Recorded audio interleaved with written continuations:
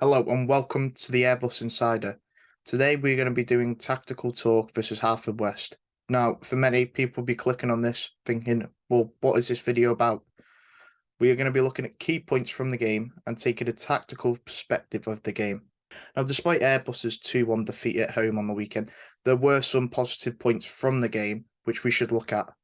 So get comfortable as we review the Haverfordwest County versus Airbus match.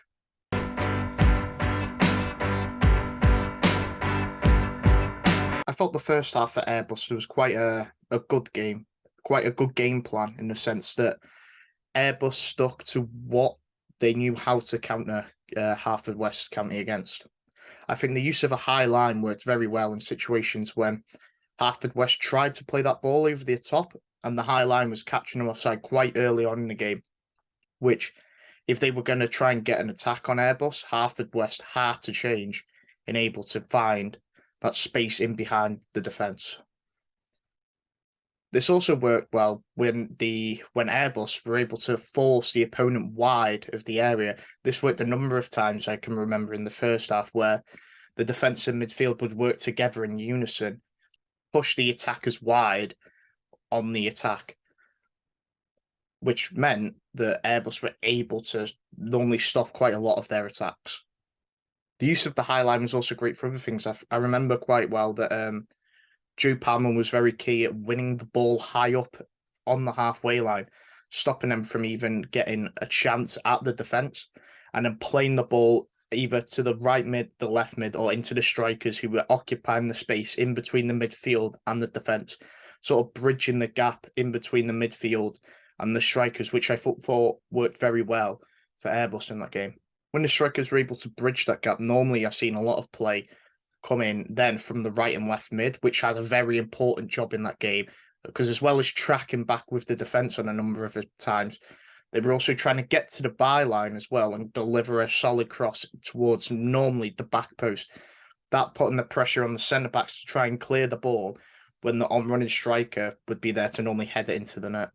However, on the defensive side, once again, Owen Payne normally dropped off following the attacker, which meant that Haverfordwest really had no choice to find a goal in that game. I thought Airbus defended really well. They defended in numbers, and then when they won the ball back, they counted very well in that first half. Although they didn't have the numbers at times forward to always look like they were going to score a goal, there was almost like a threat there quite consistently when they got past the halfway line. And when the goal came, you couldn't really argue that they didn't deserve that goal. And I thought at the time, yeah, Haverfordwest had quite a lot of chances, but the defensive side from Airbus was really solid. There was a few times where they was sort of switched off. There was like one or two times, but the majority of the time it looked very solid from Airbus. And if Haverfordwest were going to do anything in that game, it had to come in the second half, because the first half was, I thought, a brilliant performance from Airbus, which it fully deserved to put them 1-0 up. But now, let's take a look at the second half.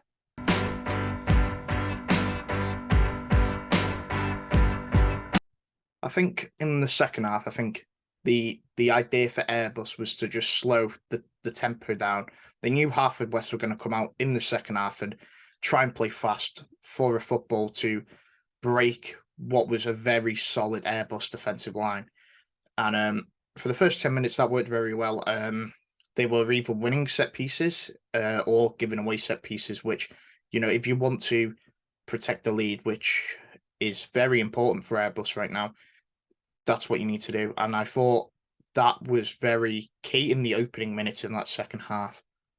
It did work well for around the first 10-15 minutes, but I think when Haverfordwest were pressuring the team further back in towards their own box, that sort of didn't work anymore, because the Haverfordwest pressure was too much at the time, especially after playing 60 minutes. Tiredness kicks in and multiple other things kick in, which meant that the two goals came later in the second half from Haverfordwest. In the second half as well, there was few attacking chances for the home side.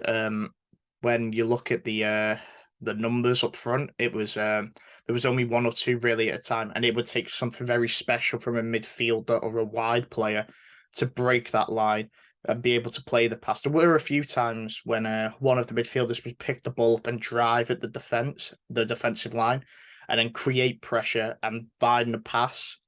But sometimes the final ball between either the striker, the winger, or the midfielder was sometimes lacking, and that meant that realistically Airbus didn't have too many chances in that second half, which was it was hard really for the defensive line to push up and also to try and get hold of that ball more, which meant Haverfordwest were continuing to keep the possession of the ball and then just distributing it into their forwards, whereas Airbus just had to sit back and absorb as much pressure as they could. Looking at it once again, Haverfordwest were able to retain the ball very well as well. They were doing something similar to what Airbus were doing in the first half, which was winning that ball high up on the halfway line, and then once again, playing it out to the wings to then come back into the middle. And there was no space for Airbus to really play the ball or get the ball out of the area, really. And they just had to really sit back and take that because there was no way that they could really play up. And they just had to, sit back. They were stuck really in their own area.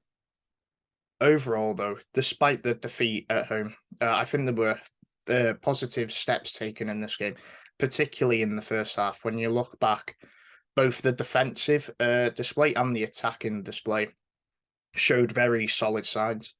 As the defensive, Haverfordwest couldn't have really done anything in that first half to break them down.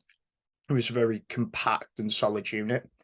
And then on the attack, there wasn't too many clear-cut chances, but when the goal came, it was one of few chances and they did well to put it away.